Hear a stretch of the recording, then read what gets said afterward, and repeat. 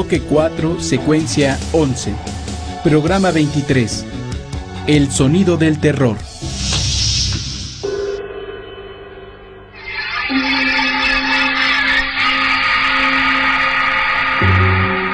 Durante nuestra vida tenemos experiencias que nos alegran, emocionan, entristecen, nos asustan o atemorizan. Estas sensaciones cambian de acuerdo con nuestra edad.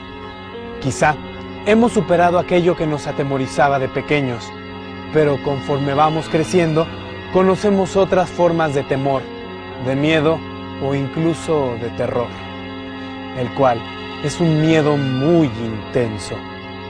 Por cierto, ¿sabes de dónde proviene la palabra terror?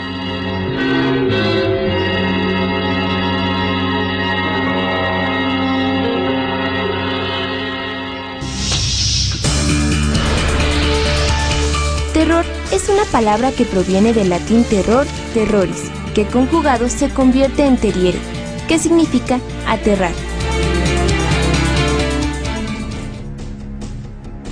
Existen otras palabras derivadas de terror como terrorífico, adjetivo que designa las situaciones o acontecimientos que nos producen terror.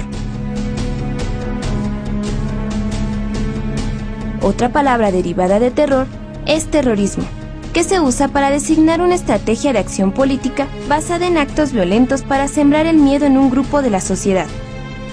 Este método puede utilizarse tanto para atacar a un gobierno como para mantenerlo en el poder de manera autoritaria. ¿Has sentido terror en alguna situación de tu vida diaria? ¿Cuándo y por qué? Una vez tuve un viaje largo y el autobús en el que iba yo estuvo a punto de chocar con otro, pero afortunadamente el chofer reaccionó, se podría decir que muy bien, y se evitó ese accidente. En algunas ocasiones por las situaciones que se está viviendo ahora, ¿no? Porque hay mucho peligro en el país. ¿Sabes qué es el terrorismo? Un ataque hacia algún país o punto en específico de alguna ciudad en el que se pueda dar un daño grande hacia esa ciudad.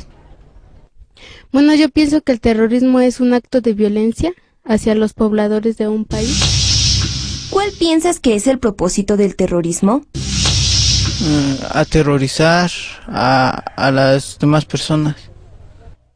Intimidar a las personas para que ellas no puedan salir a la calle con confianza o con libertad.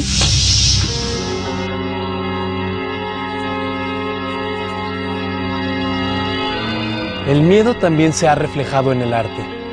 Lo tenemos en la literatura gótica o de terror, que tuvo su auge en el siglo XIX, en la cual los miedos se encarnaban en personajes como el vampiro, el monje o el muerto viviente.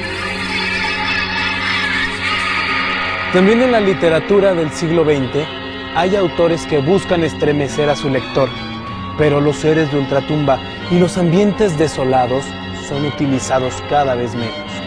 En su lugar, los escritores retoman la ansiedad y las preocupaciones de la vida moderna como temas que provocan miedo, aunque ciertamente se trata de un miedo distinto.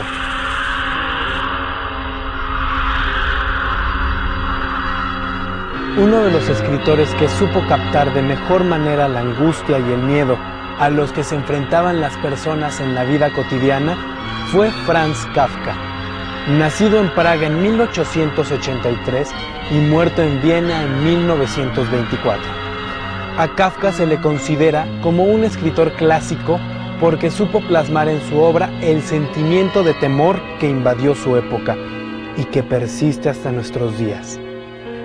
En las novelas y cuentos de este autor se expresan miedos que surgen de malentendidos o situaciones en las que los personajes se vuelven víctimas de una injusticia que no puede ser remediada.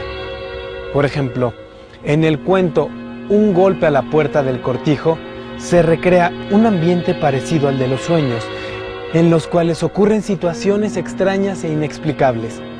Al final del cuento, el hombre revela que está en la celda de una cárcel. A continuación presentaremos un audiocuento basado en este relato. ¿Sabes qué es un audiocuento?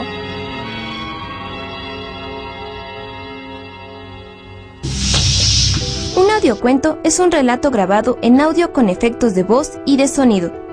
Su antecedente son las radionovelas, que fueron muy populares en nuestro país, de la década de los 30 a la década de los 50.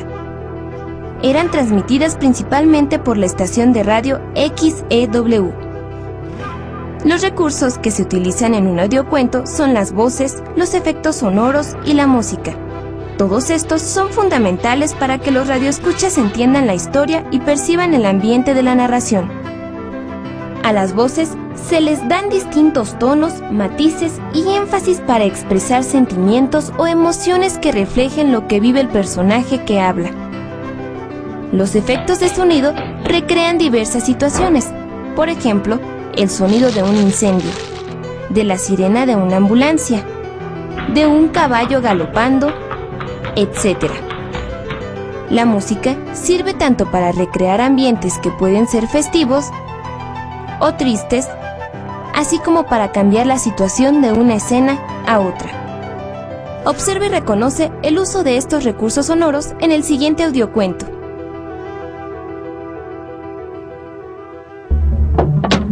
Un golpe en la puerta del cortijo.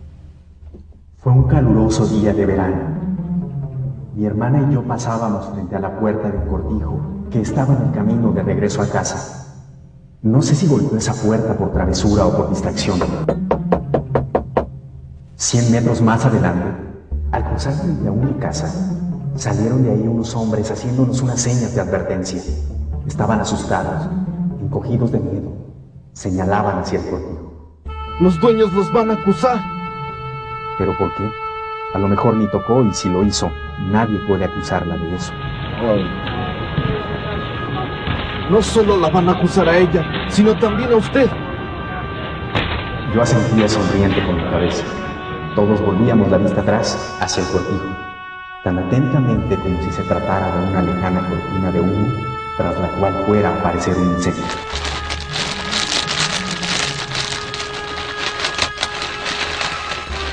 Lo que pronto vimos en realidad fueron a unos jinetes que entraron por el portón del cortijo.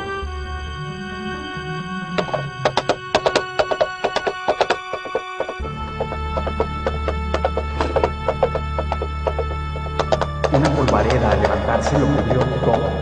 Solo brillaban las puntas de las enormes lanzas. Apenas se había desaparecido la tropa del patio, se dio la vuelta y volvió a salir en dirección del estrado. Por aquí debe de estar. Al ver a los jinetes aparté a mi hermana de frente yo. Yo me encargaría de poner todo en orden. No voy a dejarte solo. Te tienes que ver bien vestida ante los señores. Por lo menos debes cambiarte de ropa. Por fin me hizo caso y emprendió el largo camino a casa. Ya estaban los jinetes junto a mí y a los campesinos. ¿Dónde está la muchacha? No está aquí. Vendrá más tarde. La contestación se recibió con indiferencia. Parecía que lo importante era haberme hallado. Destacaban de entre ellos el juez, un hombre joven y vivaz, y su silencioso ayudante. ¡Salud, amigo! Me invitaron a pasar a la taberna. Aún creía que una sola palabra sería suficiente para que yo, que vivía en la ciudad, fuese liberado. Pero luego de atravesar el umbral de la puerta, pude escuchar al juez que se acercó a recibirme. Este joven me da lástima. Sin duda alguna se refería a lo que me esperaba. La habitación parecía más la celda de una prisión que una taberna rural. De las grandes losas de la pared pendía una argolla de hierro, y en el centro había un objeto que era entre cátedra y mesa de pensiones. ¿Podría yo respirar otros aires que los de una cárcel? He aquí el gran dilema. O mejor dicho, lo que sería el gran dilema si tuviera alguna posibilidad de salir.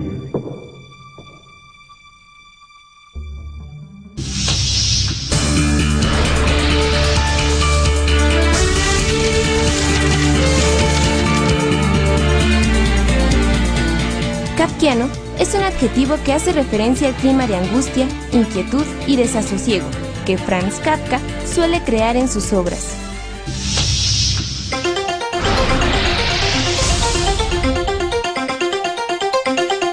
Si te interesa conocer más de la obra de Franz Kafka, en tu biblioteca escolar podrás encontrar una recopilación de sus narraciones, en la que se incluye la más conocida. El libro se llama La Metamorfosis y otros cuentos.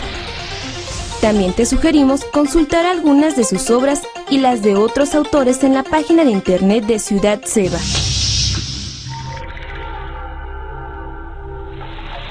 Como hemos visto, las circunstancias que nos asustan cambian a lo largo de nuestras vidas. Del miedo a lo sobrenatural pasamos al miedo a situaciones de la vida cotidiana.